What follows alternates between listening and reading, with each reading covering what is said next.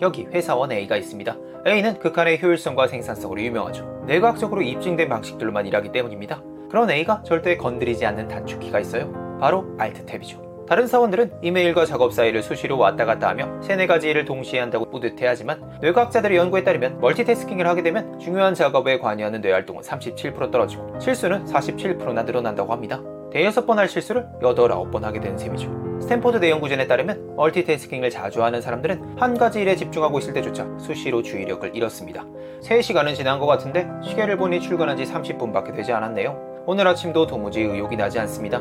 팀장님도 당신의 상태를 아는지 요즘 따라 작고 사소한 업무만 맡기고요. 하지만 옆자리 A는 가장 큰 프로젝트를 맡았는데도 의욕이 넘쳐 보입니다. 그런 A에게 무기력증에서 벗어나는 법을 묻자 A는 도파민이라고 대답합니다. 브라운 대학교의 국제연구팀은 참가자들에게 알약 하나씩을 제공합니다. 알약의 정체는 두 가지 중 하나였죠. 뇌의 도파민 수준을 높이는 약이거나 미약이었습니다. 그리고는 참가자들에게 말해요. 여기에 여러 가지 기억력 테스트가 있습니다. 응시하고 싶은 테스트를 선택하세요. 쉬운 것도 어려운 것도 있었지만 어려울수록 돈을 더 많이 벌 수 있었습니다. 흥미롭게도 선천적으로든 약 때문이든 도파민 수치가 더 높은 참가자들이 어려운 테스트를 선택했어요. 연구진은 참가자들이 테스트를 선택할 때 그들의 눈도 추적해봤는데요. 도파민 수치가 높았던 참가자들은 어려운 테스트의 장점, 즉 벌어들일 수 있는 돈을 더 오래 쳐다봤고 도파민 수치가 낮은 참가자들은 어려운 테스트의 단점, 얼마나 어려운지를 더 오래 쳐다봤습니다. 다시 말해 도파민 수치가 낮으면 장애물에 대해 곰곰이 생각하게 됩니다. 곰돌이 푸의 우울한 이유루처럼 정말 노력할 가치가 있을까? 이런 생각을 하게 만들죠.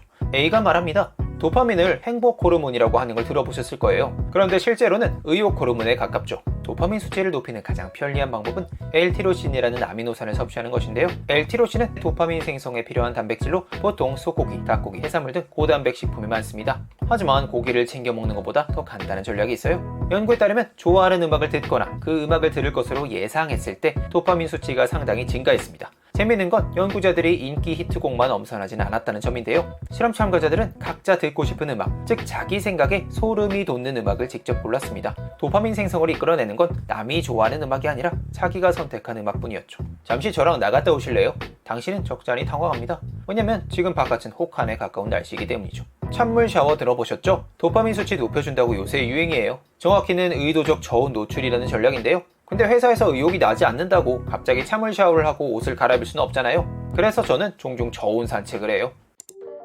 요새 회사에서 비전 보드가 유행입니다. 내가 이루고 싶은 일, 가지고 싶은 것, 되고 싶은 사람 등 원하는 목표가 이루어진 삶의 모습을 보드에 시각화해놓는 방식이죠. 비전 보드에 한창 빠져있는 동료 B는 비전 보드가 목표를 구체화해주고 자기를 강하게 동기부여해준다고 말해요. 보드를 보며 완벽한 인생을 상상하기만 해도 잠재의식에 긍정적인 영향을 미쳐서 실제 성공 확률도 높아진다고요. 하지만 A는 어쩐지 시큰둥한 표정입니다. 비전보드에 대한 그의 생각을 묻자 그는 이런 이야기를 들려줘요. 한 연구에서는 참가자들을 두 그룹으로 나눴어요. 첫 번째 그룹은 최고의 결과를 상상하게 했고 두 번째 그룹은 최고도 최악도 아닌 중립적인 결과를 상상하게 했죠. 장밋빛 미래를 상상한 사람들의 혈압은 즉시 떨어졌어요. 혈압이 떨어지면 좋은 일 아니냐고요? 건강에는 그렇겠지만 우리가 노력을 쏟아야 할 때는 단기적인 혈압 상승이 더 바람직해요. 우리 몸이 어려운 일에 대비하고 있다는 뜻이니까요. 한마디로 최고의 결과를 상상한 사람들은 목표를 향한 활력과 열정이 시들해졌어요. 추진력이 떨어지면 당연히 결과도 좋지 않겠죠? 일주일 후 조사 결과 긍정적인 환상을 품었던 사람들은 중립적 상상을 했던 사람들보다 실제 성취도가 더 낮았습니다. 이외에도 비전보드에는 의외의 부작용이 있는데요. 바로 우울증에 걸릴 위험입니다. 연구 결과 긍정적인 환상을 품은 사람들은 단기간 기분이 좋아지고 우울 정도가 낮아졌지만 6개월 정도만 시간이 지나면 더 많은 우울 증상을 보였습니다. 환상이 이상적일수록 장기적으로는 더 우울해졌고요. 휴스턴 박사는 말합니다. 환상적인 미래를 상상하는 사람들은 미래를 중립적으로 보거나 부정적으로 보는 사람들에 비해 목표에 들이는 시간이 적습니다. 핵심은 이겁니다. 노력을 쏟아야 하는 일이 있다면 그 일을 끝마쳤다고 상상하지 마세요. 실제로 뇌과학 연구에 따르면 긍정적인 미래를 상상할 때 높은 수준의 보상과 연관된 뇌 부분이 활성화됩니다. 한마디로 뇌가 이미 원하는 기분을 느꼈는데 목표에 실제로 도달하기 위해 열심히 할 이유가 있을까요? 그렇다면 어떻게 해야 할까요? 미래를 최대한 부정적으로 상상해야 할까요? 뇌과학자들은 말합니다. 결과가 아니라 과정을 상상하라고요. 만약 목표가 책을 쓰는 것이라면 컴퓨터 앞에 앉아 글을 쓰는 모습을 상상하라고요. 하버드대와 코넬대 연구진은 한 그룹에게는 다이어트를 위한 과정을 상상하라고 말하고 다른 그룹에게는 다이어트로 생길 결과를 상상하라고 지시합니다. 그리고 두 그룹의 뇌를 찍어봐요. 좋아하는 바지가 딱 맞고 셀카를 찍어 SNS 수시로 업로드하는 그런 결과를 상상한 사람들은 보상과 관련된 뇌 부위만 활성화되었지만 남들이 케이크를 먹을 때 꾹 참고 힘들어도 땀 흘리며 운동하는 그런 과정을 상상한 사람들은 훨씬 더 많은 뇌부위가 활성화되었습니다. 구체적으로는 5배나 더 많았어요. 활성화가 가장 많이 증가한 부위는 배외측 전전두 피질이었는데요. 이 부위는 하고 싶은 일이 아니라 해야 하는 일을 하기로 결정할 때 활발합니다. 유혹적인 선택지 앞에서 갈등을 겪다가 어려운 길을 택할 때 바로 하죠. 점심시간, 모두가 카페에서 커피를 주문하는데 A는 홍차를 시키네요. 당신은 A에게 왜 홍차를 먹냐고 묻습니다. 홍차나 녹차에는요, 각성도를 높여주는 카페인뿐 아니라 L테아닌이라는 아미노산도 들어있는데요. 카페인이랑 L테아닌이 조합되면 집중력이 높아져요. 정확히는 딴 생각을 덜 하게 되죠. 당신은 A의 말을 듣고 따뜻한 밀크티를 주문합니다. 그러자 A가 말려요. 근데 우유는 안 넣는 거 추천드려요. L테아닌은 차를 오래 우릴수록 늘어나지만 우유를 넣을수록 줄어들거든요.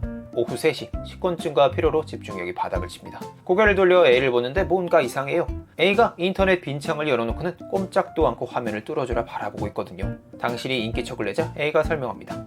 이거요, 고정 집중 훈련이라는 거예요. 타이머를 2-3분 정도 설정하고 집중할 만한 작은 대상을 골라요. 저는 주로 인터넷 새 창을 열고 십자가 표시에만 집중해요. 이렇게 하면 집중력이 살아나고 쉽게 한눈 팔리지 않더라고요. 실제로 뉴욕대 발세티스 교수 연구에 따르면 시야를 좁히는 건 집중력에 큰 도움이 됩니다. 초점을 좁히면 그 밖의 상황은 무시하게 되기 때문이죠. 일주일 내내 생각한 아이디어인데 팀장님은 더 창의적인 생각을 해오라며 야단을 칩니다. A의 아이디어들은 항상 통과되는데 말이죠. 당신이 땅이 꺼져라 한숨을 쉽니다. 그러자 A가 다가와요. 여기요, 받으세요. 꽃병이에요. 여러 연구에 따르면 식물이나 꽃을 곁에 두는 것만으로도 창의적인 아이디어를 생각하는 데 도움이 된다고 해요. 그럼 이제 산책하러 나가실까요?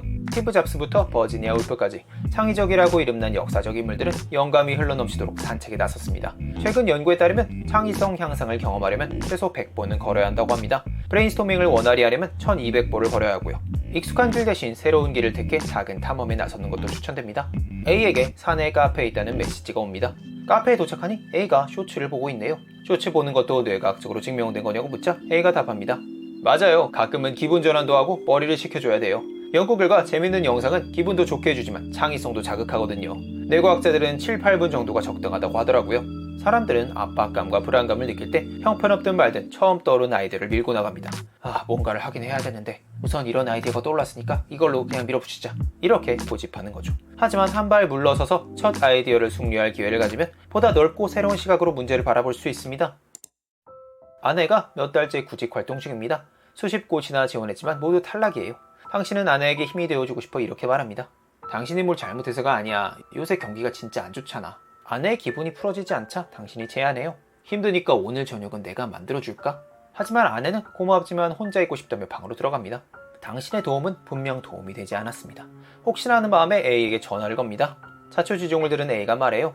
주제넘지만 방금 하신 대화에 2가지 문제가 있어요. 아내분은 절망적 상황에서도 통제력을 가질 방법을 찾으려 하시는 것 같아요. 아마 이런 고민을 하시겠죠? 이력서에 이 문장을 고쳐봐야 하나? 업계 중요 인물을 찾아서 채용 중인지 메시지를 보내봐야 하나? 사람들은요, 통제력이 없는 상황을 힘들어해요. 똑같이 암 환자여도 본인이 암에 대해 더 공부하고 증상을 완화시킬 수 있다고 믿는, 한마디로 통제력이 있다고 지각하는 환자들은 반대의 경우보다 우울감과 고통을 훨씬 덜 느끼거든요. 그러니까 아내분에게서 스스로 어려움을 바꿀 수 있다는 인식을 빼앗지 마세요. 2번째 문제는요, 저녁 준비를 혼자 하겠다고 말씀하신 거예요. 아내분이 당신에게 너무 의존한다고 느끼게 되고 본인의 능력이 부족하다거나 가족들에게 필요 없다는 신호를 받을 수도 있거든요. 부부를 대상으로 10년간 실시한 연구에 따르면 배우자가 원하지 않는 도움을 많이 제공하면 사망률이 높아졌습니다. 10년 후 누가 사망할 가능성이 더 높았을까요? 원치 않은 도움을 제공한 쪽이 아니라 그 도움을 받은 쪽이었습니다. 그렇다면 어떻게 도와줘야 할까요? 첫 번째 전략은 좀 엉큼합니다.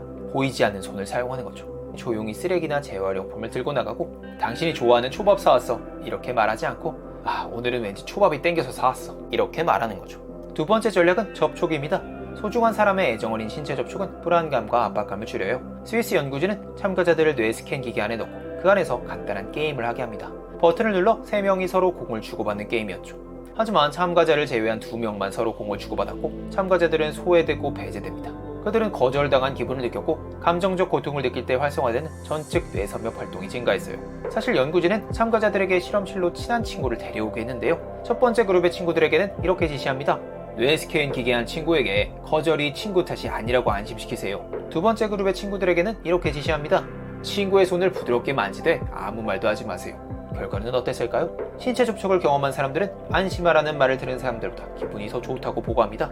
하지만 친구에게 안심하라는 말을 들은 사람들은 친구 없이 실험실에 온 사람들보다 기분이 더 나빠졌고요. A가 마지막으로 덧붙입니다. 제가 말씀드린 내용들 하나씩 천천히 시도해보시고 맞는 걸 찾아가시면 됩니다. 그럼 좋은 밤 되세요. 내일 회사에서 뵙겠습니다. 이번 영상은 시애틀대 뇌과학자 터리스 휴스턴 박사의 신작 샤프, 단순하지만 강력한 14가지 두뇌 활용법을 참고했습니다. 집중력, 창의력, 기억력, 동기부여, 인간관계 등 다양한 분야에 걸쳐 멍한 정신을 샤프하게 다듬어주는 책이었습니다. 시간관계상 담아내지 못한 좋은 내용도 많았기에 실용적이고 과학적인 실천 가이드를 원하는 분들에게 추천드리고 싶은 책이었습니다. 오늘도 끝까지 들어주셔서 감사합니다.